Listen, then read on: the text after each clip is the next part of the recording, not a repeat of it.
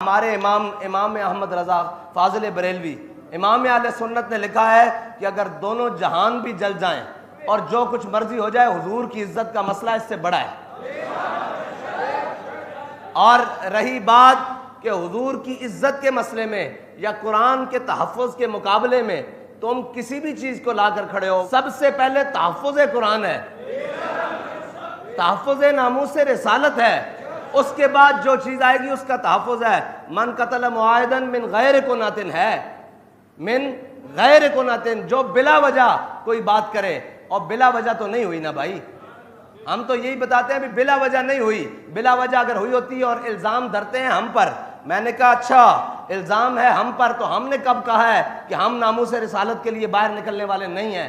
हमने कब कहा है कि हम तहफ़्फ़ुज़ कुरान के लिए बाहर रोडों पर आने वाले नहीं हैं? अगर रही बात, तुम कहते हो कि उनके चर्चों की चंद दीवारों को आग लगी है और तहरीक लब्बैक वालों ने लगाई है, तो तहरीक लब्बैक कराची से लेकर पेशावर तक, खैबर तक और गवादर से लेकर हर जगह मौजूद है, फिर यहाँ के बाकी चर्च क्यों सलामत है अगर तहरीक लब्बैक वालों ने लगाई है?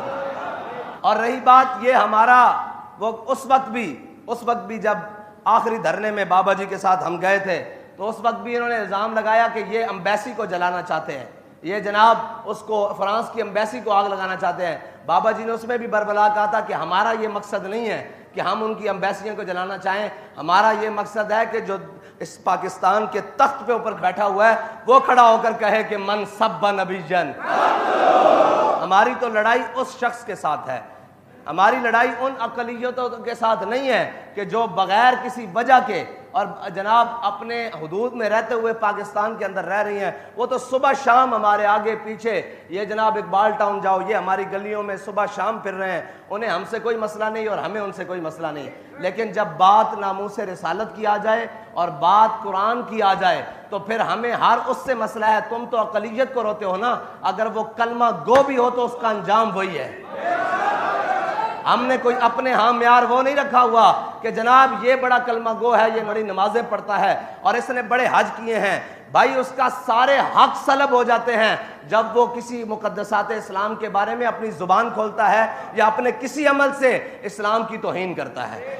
हमारा मौक़िफ़ आज भी वही है, मन कतल मुआहिदन मिन गैर कुनातिन, हैं जी, जिसने बगैर वजह के कुछ किया अल्लाह ताला उस पर जन्नत हर्रमल्लाहु अलैहिल जन्ना, हैं जी, अल्लाह ताला उस पर जन्नत हराम कर देगा। हमारा मौक़िफ़ आज भी यही है कि तहफ़्फ़ुज़ कुरान पहले है, तहफ़्फ़ुज़ नामूस रिसालत पहले है, तहफ़्फ़ुज़ ख़त्म नबूवत पहले है, फिर तहफ़्फ़ुज़ पाकिस्तान है, फिर तहफ़्फ़ुज़ अक़लियत है। ये हमारा बुनियादी उसूली मौक़िफ़ है। अगर कोई नहीं समझता तो आज कान खोल के सुन ले कि सबसे पहले तहफ़्फ़ुज़ नामूस रिसालत है।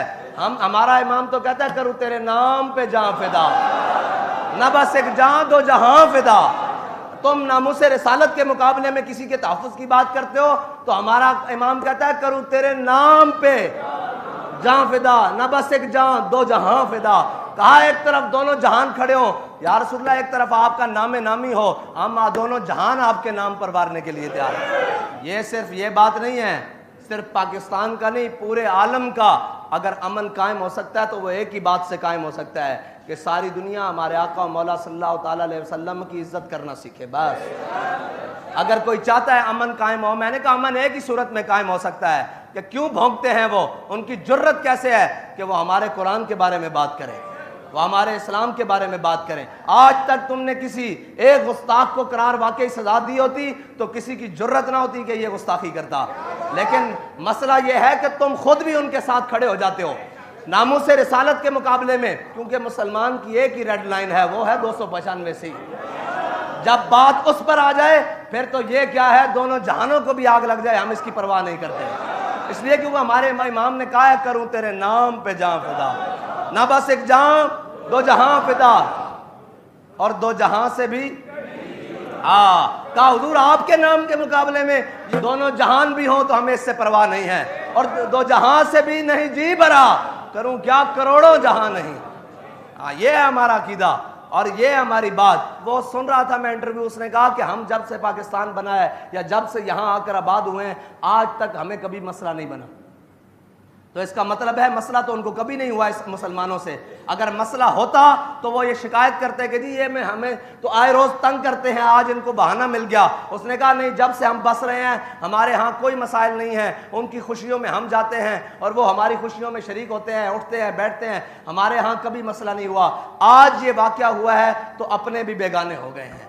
ये मुसलमान का बुनियादी दीन का फर्ज है कि जब उसके नबी की इज्जत की बारी आ जाए तो तुम ये बात करते हो कि जनाब अकलियत है। यहां तो छोटे भाई ने बड़े भाई से कहा ये देखो मेरी मां जाया, हाँ जी, हुजूर ने फरमाया जाकर फलां यहूदी को कत्ल करके आओ। फलां तुम कहते हो साथ वाले रहने वाले अकलियत, यहाँ हुजूर का फरमान आ जाए। हुजूर ने फरमाया जाओ फलां यहूदी को जनाब कत्ल करके आओ। साहबी गए, यहूदी को कत्ल करके आ गए तो उनका जो नाम क्या है ना भाई, वो उनको मुलामत करने लगा। बड़ा भाई छोटे भाई को मलामत करने लगा।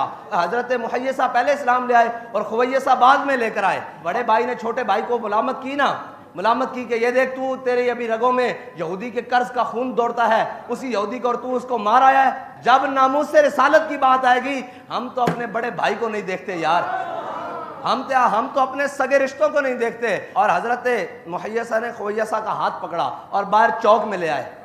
फरमाया ये मेरी माँ जाया। भाई भी नहीं कहा, माँ जाया तो था ना, हाँ जी, उसी माँ के बतन से दोनों पैदा हुए, एक ही माँ के। फरमाया ये मेरा माँ जाया मुझे मलामत करता है कि मैंने यहूदी का सर क्यों उतारा। अर्ज करने लगे मेरे आका मौला सल्लल्लाहु अलैहि वसल्लम अगर हुक्म देना कि मैं अपने सके भाई का सर उतारना है तो मैं एक सेकंड भी देर ना लगाऊं, इसका भी सर उतार के लाऊं। बस सबसे पहले मेरे आका मौला सल्लल्लाहु ताला अलैहि वसल्लम की नामूस का तहफ़्फ़ुज़ है, खत्म नबुव्वत का तहफ़्फ़ुज़ है, इस्लाम का तहफ़्फ़ुज़ है। इस्लाम सारे हकूक देता है लेकिन सलब भी करता है जब इस्लाम के ऊपर भौंकना शुरू कर